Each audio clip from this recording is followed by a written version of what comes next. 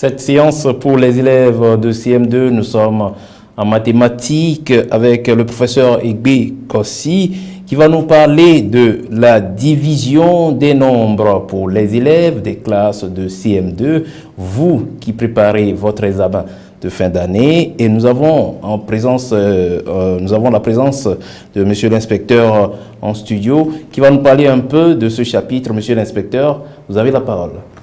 Merci, monsieur. La division des nombres, c'est un chapitre très capital dans notre programme au CM2. Car vous savez bien que toute personne qui est passée par l'école, cette opération est plus difficile que les autres opérations. Avoir l'addition, la soustraction et la multiplication. La division est plus difficile. Mais dans la vie pratique, c'est elle qui est plus rencontrée dans notre vie quotidienne. Et quand on vous remet quelque chose à partager, si vous ne connaissez pas la technique de division, vous êtes obligé de prendre un à un, ainsi de suite jusqu'à ce que vous avez à partager finisse. Or, si vous maîtrisez la technique de la division, tout de suite, vous savez combien revient à chacun de vous et vous allez mieux vous partager. Telle est l'importance de cette opération, la division. Donc, tout de suite, l'enseignant qui serait là pour faire cette révision, il suffit tout simplement que les gens se mettent au travail et suivent attentivement le maître. Ils pourront facilement faire l'opération division dans toutes les situations. Je vous remercie. Merci, monsieur l'inspecteur. Élève, vous êtes devant votre poste téléviseur ou à côté de votre poste radio. Prenez un cahier, prenez un stylo, notez tout ce que le professeur va vous dire. C'est très important. C'est très important de savoir comment diviser un nombre entier et les nombres décimaux. Les nombres entiers et les nombres décimaux, c'est très important parce que c'est des sujets qui reviennent régulièrement à l'examen, et nous rappelons que nous sommes là pas pour donner les cours, mais pour revenir, histoire de faire un tout petit peu la révision avec vous. À bonne école, c'est donc parti.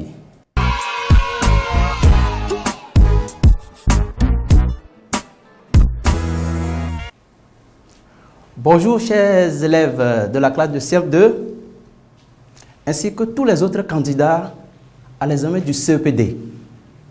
Je suis très heureux de vous retrouver aujourd'hui pour vous rappeler quelques notions essentielles déjà acquises en mathématiques, plus précisément dans les divisions des nombres entiers et les nombres décimaux.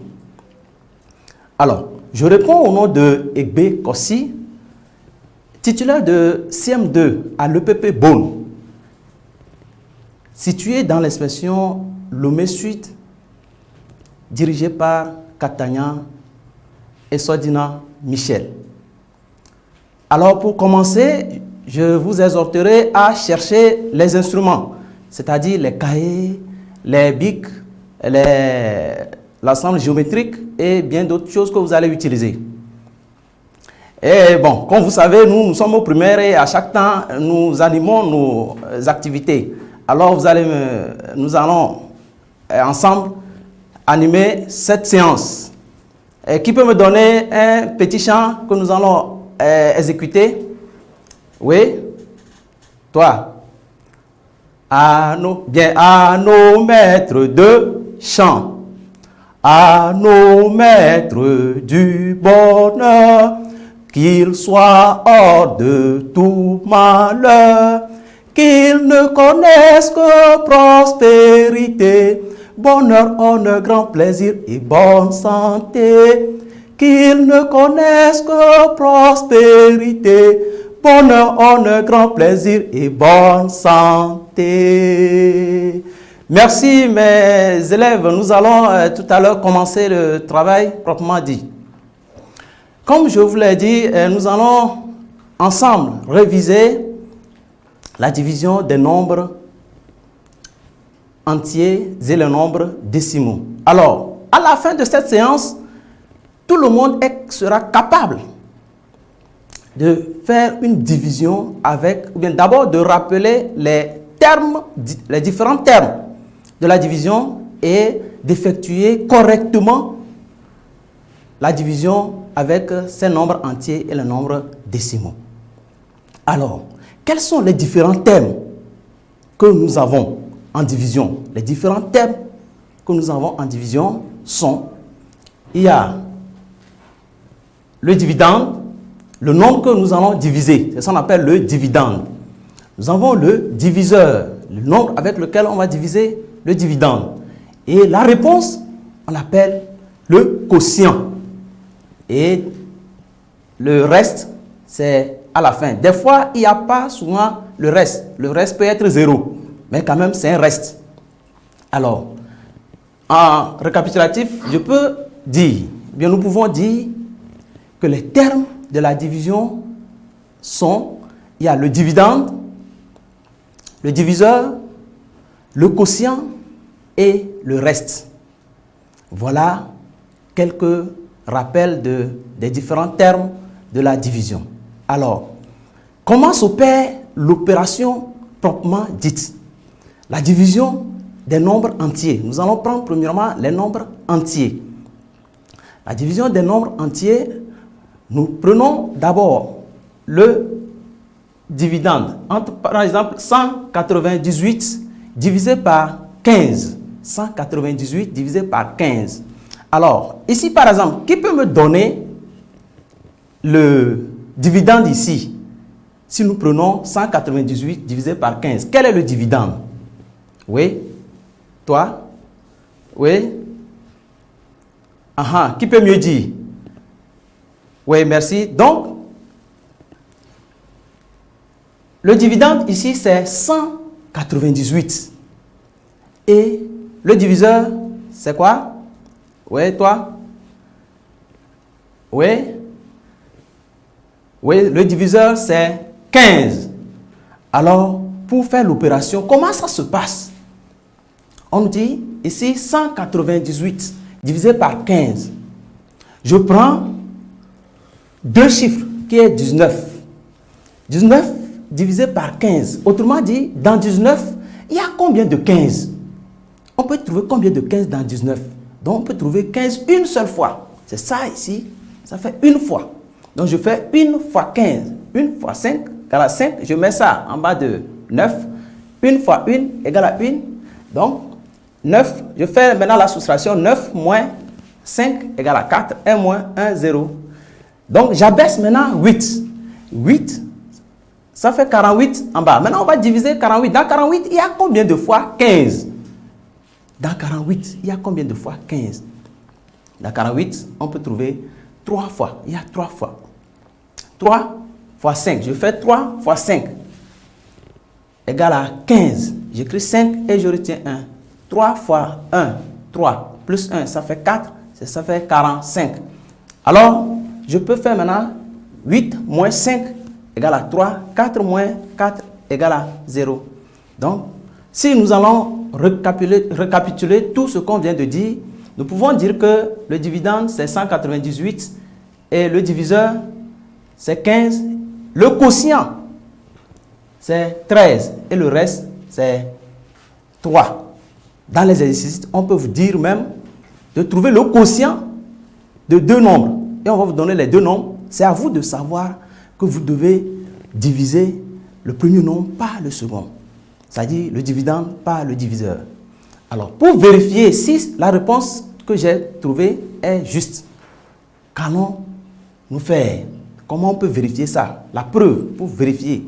Donc, je fais maintenant 15 fois 13, c'est-à-dire le diviseur fois le quotient. Plus maintenant le reste, pour voir si je peux trouver le dividende. J'espère que vous me suivez attentivement. Alors, je fais 15 fois 13, qui est égal à 195. 195 n'est pas égal à 198, mais plus 3. Et ça me donne 198. Voilà ce que nous pouvons faire pour vérifier la véracité de notre résultat. Donc, pour retenir, vous allez retenir que pour vérifier une division, on fait le diviseur fois le quotient, entre parenthèses, plus le reste. Si le reste est 0, donc le nombre 0 là, c'est toujours égal au dividende. Voilà en résumé ce que nous pouvons retenir de la division des nombres entiers. Alors, si nous prenons maintenant les nombres décimaux, en rappel, qui peut me rappeler maintenant ce qu'on appelle un nombre décimal? Oui? Oui, mon ami de derrière. Très bien. Un nombre décimal, c'est un nombre à virgule. Donc, le nombre à virgule ici, nous allons faire la division avec le nombre à virgule. C'est ça que j'appelle par les nombres, la division des nombres décimaux. Alors, pour effectuer un nombre, ou bien les nombres, comme une opération de division avec les nombres décimaux, comment ça se passe? Il y a différents niveaux. On peut noter les différents cas. Ici, le premier cas, on prend le dividende qui est décimal. Si le dividende est décimal, c'est-à-dire le dividende à la virgule. Soit le diviseur est décimal, c'est le deuxième cas. Le troisième cas, on peut dire le dividende et le diviseur, les deux sont les décimaux. Voilà quelques cas que nous allons voir tout à l'heure. En règle générale, pour le cas des diviseurs, lorsque le diviseur est décimal, il faut toujours le rendre entier. Le diviseur n'est jamais décimal. On ne peut jamais faire l'opération avec un diviseur décimal. C'est impossible. Donc, lorsque vous allez voir un diviseur décimal, il faut impérativement le rendre entier d'abord, avant de pouvoir effectuer l'opération. Alors, on peut passer maintenant aux exercices. Le premier exercice, nous allons prendre maintenant le dividende qui est décimal, avec l'entier, le diviseur entier. Comment ça se fait?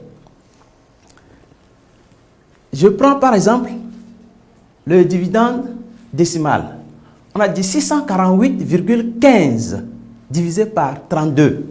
Donc, je peux dire le dividende c'est 648,15 et le diviseur c'est 32. Comment ça se fait? Je prends la partie entière qui est avant la virgule. Je fais l'opération avec ça d'abord. Et arrivé au niveau de la virgule, je place la virgule avant de continuer avec la partie décimale. C'est comme ça que ça se passe. Alors ici, comment nous allons procéder? Comme on l'a fait avec les nombres entiers, nous allons prendre la partie entière pour faire le travail.